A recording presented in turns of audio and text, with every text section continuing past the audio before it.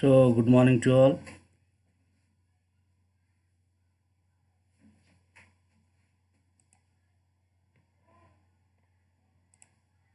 And today we will see the last session of the Model 4 of the subject Elements of Mechanical Engineering for the second semester.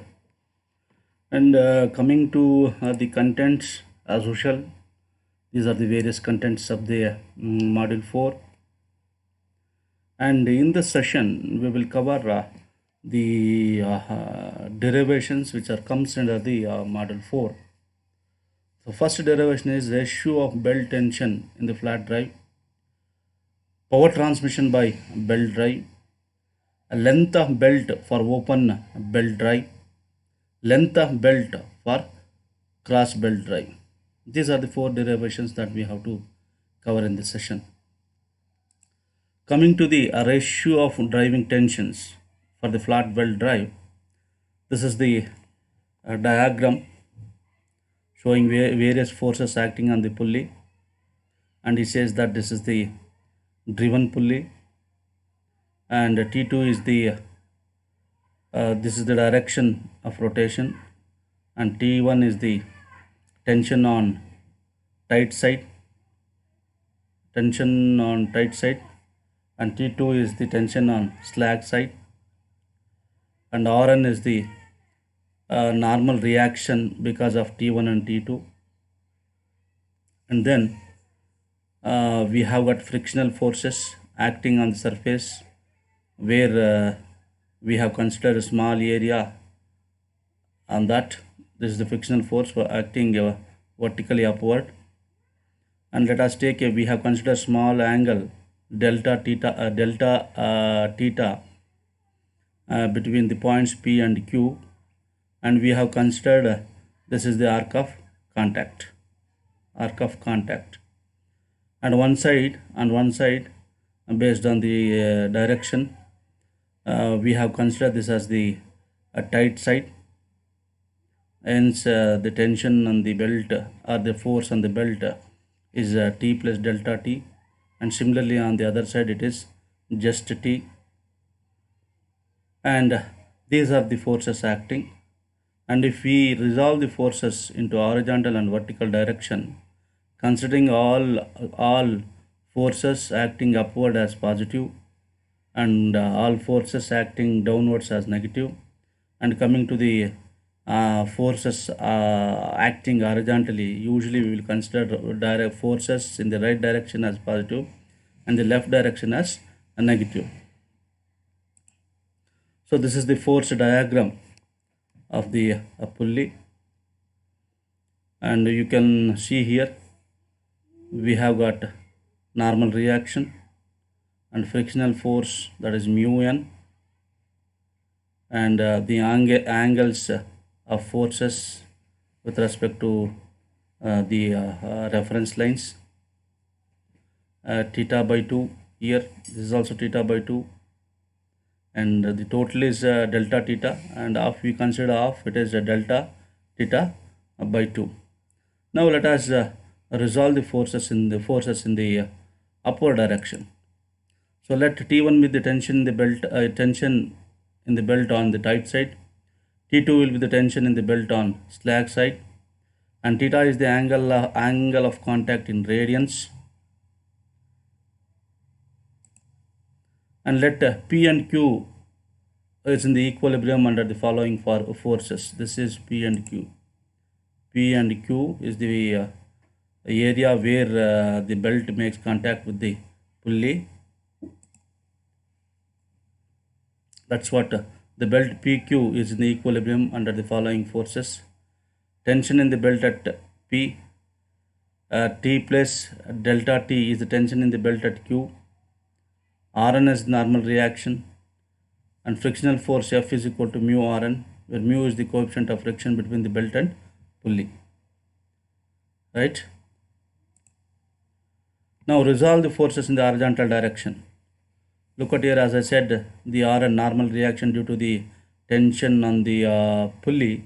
We have got a reaction in the right side direction. So this right side direction is positive. And we have got two forces. One force that is T, that is t, this one. On the upside we have got t, and the downside we have got t plus delta t. These are the forces. And if we resolve these forces into horizontal direction, or horizontal direction,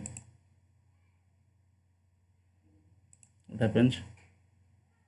Horizontal direction, so that coming here, so look at this. This is the direction of the a resultant, and this is also resultant, and this is the vertical component, and this is the horizontal component.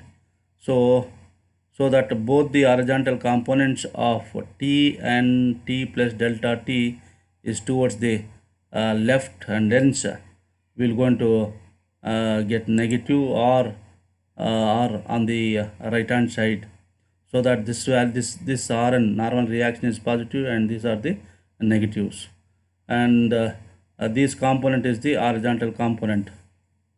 So look at here.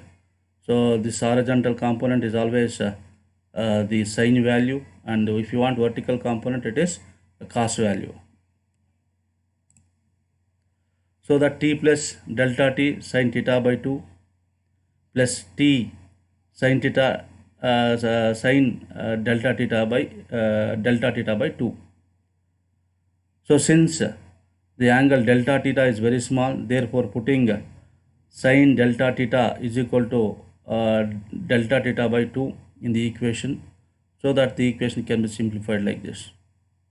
And after multiplying this delta theta by 2 with the t and delta t, so we're going to add up one more component here.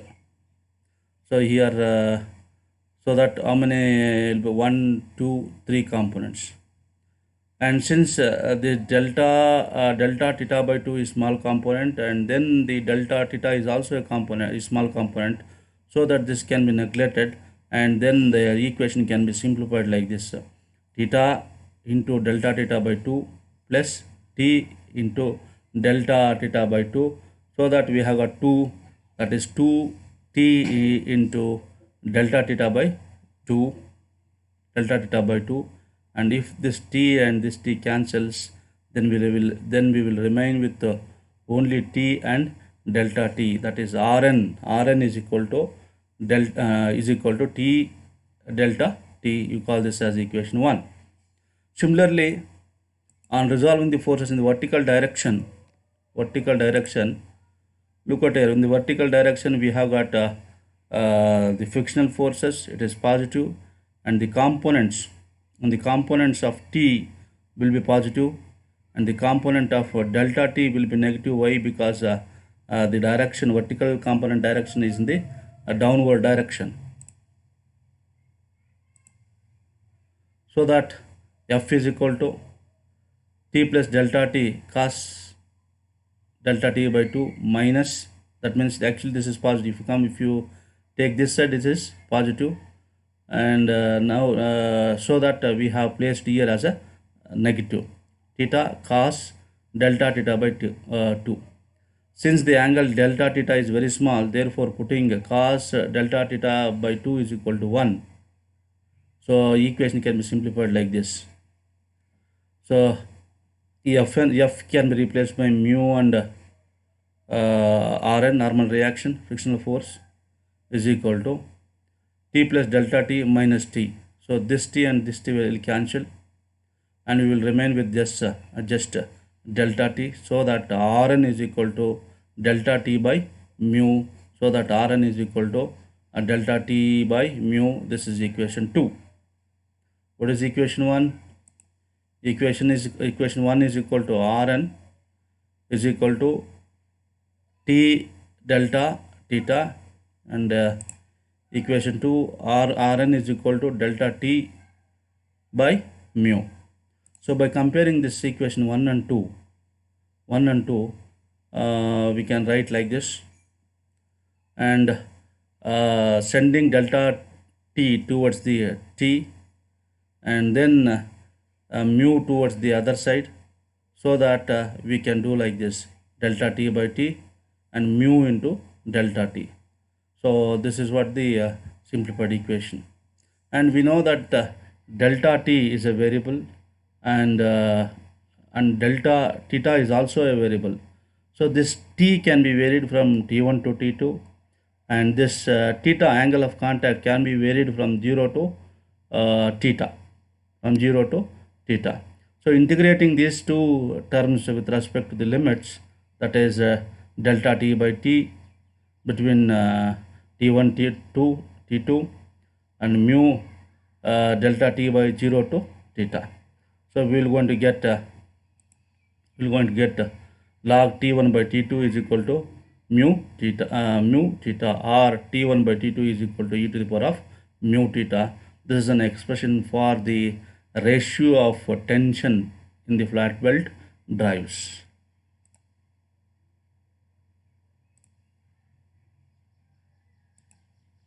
Coming to the power transmitted by the belt, let T1 and T2 be the tensions in the tight and slack side of the belt respectively in newtons. R1 and R2 is the radius of driver and follower respectively, and V is the velocity of the belt in meters per second. So that power transmitted P is equal to T1 minus T2 into V. So T1 minus T2 will give us newtons. As I said here, tension is in the newtons, and velocity will be in meter per second, so that Newton meter per second is nothing but watts. Coming to the length of the open belt drive, to calculate or to derive an expression for the length of the open belt drive, let us see the figure. This is the open belt drive, and anything can be a driver or driven. So instead of calling driver and driven, let us call a larger pulley and smaller pulley. Let R1 be the radius of the larger pulley, this one, larger pulley. R2 is the radius of smaller pulley, this is the smaller pulley. C is the center distance between the two pulleys. From O1 to O2 is called as center distance, and that center distance can be measured, and now it is called arbitrarily, it is called as C. L is the total length of the belt. L1 is the length of the belt in contact with the larger pulley. That means if this is the larger pulley, and alpha is the the contact away from the center. So if this is the center line, so this is center line, that is 180 degree, that is pi radians. On the either side we have got alpha plus, and here also alpha plus. That is what the length of the belt in contact with the larger pulley. In simple words, I can say it is the length of the belt from A to D. L2 is the length of the belt in contact with the smaller pulley. So here it is from this point to this point. I have not any specific points here. From here to here, we had the center points are B and C is the small angle. So this length of belt is called L2. It is alpha minus pi minus 2 alpha in terms of radius. Here we have got pi plus 2 alpha in radius. Here pi minus 2 alpha in radius. So that is what L2. L3 is the length of belt which is not in contact with either of the pulleys. So that means from A to B and D to C is the length of the belt which is not in contact with any of the pulleys. So total length of the belt is nothing but L1 plus L2 plus L3. So here what we can measure means, we can measure R1, we can measure R2, and also we can measure the C. So entire expression should be in the form of C, R1 and R2. So to calculate L1 and L2 from the geometry of the figure, it is clear that L1 is equal to pi plus alpha r1. So this is in terms of pi is 180 degree, and here we have got a 1 alpha, and here it is 1 alpha multiplied by the radius will give us a length in terms of will give us a length of the belt. Similarly here L2, it is pi minus 2 alpha multiplied by R2 will give us a length of the belt, that is L2. To calculate L3, what is that L3? So the belt which is not contact. From O2, this is the O2, draw a line OP, O2P parallel to the belt AB, which is not in contact with either of the pulleys. So draw this line, that is O2P parallel to line AB. So here what do you want? We want this length P2 O2P, we want this length. So applying the Pythagoras, we can say that we can calculate that O2P is equal to root of O1 O2 square minus O P whole square. So this O1 O2 distance is nothing but the C distance, that is the center distance. And look at here carefully. So this is R2 from here to here, and you can observe that, this distance is R1. So from here to here it is R1, and from here to here it is R2. Look at here, this is R2. So this is the left out length is just R1 minus R2. So substitute R1 minus R2. So multiplying C2 on both on numerator and denominator, you can simplify and you can bring to this level. And from here further simplification, just by removing and multiplying the C, you can bring to this level, that is O2P is equal to C 1 minus 1 by R1 minus R2 by C whole to the square. So this is the expression for O2P. What is that O2P? So this is O2P expression. This is the length O2P. For this we have got this expression. And line O2P is parallel to the length of the belt AB.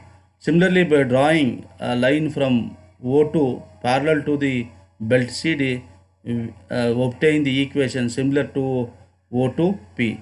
So here, so this length, whatever we have got, this length, same thing by drawing a line from here to here, we can obtain the expression. That expression is called P1. That expression can be called as P1. So that is both are same. This distance and the other distance from here to, drawing line from here to here. So draw a perpendicular line. But this is the radius. This is the O1. Draw a perpendicular to O1D, so that it passes or touches O2. So length of this and this are equal, and hence we will say, what is that? Hence we will say that length, total length L3 is equal to 2 times the O2P, which is this equation. Now substituting all the equations, that is L1, L2 and L3, we can get this equation. So this is L1, this is L2, and this is the L3. And after simplifying, so we can reach to this level. So where What is not, we know R, as I said, we know C and we know R1 and R2, and what we don't know, we don't know the alpha. Once again, we can derive an expression for alpha. Look at here. This is the alpha. This is the alpha. So what I do, sin alpha is equal to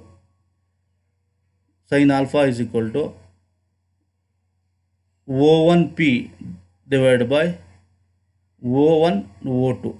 O1P divided by O1 O1P O1P sin theta. So that is opposite by adjacent, opposite by this O1 and O2. O1 and O2. So that what is O1P? What is this O1P? O1P is nothing but R1 minus R2. And this O and O2 is nothing but center distance, that is C. For a small value of alpha, sin alpha is equal to alpha. So that in the equation wherever there is alpha, you substitute R1 minus R2 by C and modify the equation, so that after rearranging we are going to get L is equal to 2C plus pi R1 plus R2 plus R1 minus R2 whole square by C. So that is why I said in the beginning of the derivation, L should be expressed only in terms of center distance and then R1 and R2.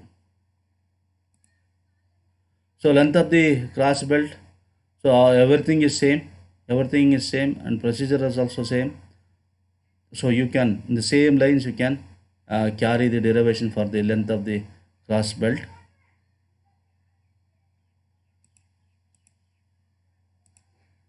Coming to the MCQs, the first one, belt tension in tight side is dash than the slack side. More, equal, less, no relation, it is more. Frictional forces F in the belt is given by mu n, mu by Rn, mu minus Rn, mu into Rn. So it is mu n. Power transmitted by belt drive is given by P is equal to T1 minus T2 into velocity, T1 plus T2 into velocity, T1 by T2 into velocity, T1 into T2 by velocity. So as we have discussed in the derivation, it is T1 minus T2 into velocity. Initial tension in the belt is given by initial tension in the belt is given by T1 minus T2, T1 plus T2 by 2, T1 by T2 and T1 into T2. So it is T1 plus T2 by 2. Initial tension in the belt is given by T1 plus T2 by 2. Length of the belt for open belt drive is given by, just we have derived. So it is a 2C plus pi R1 plus R2 plus R1 minus R2 by C. So this is the correct equation. And with this, thank you very much. We have completed successfully the session 7 of the module 4. Thank you very much.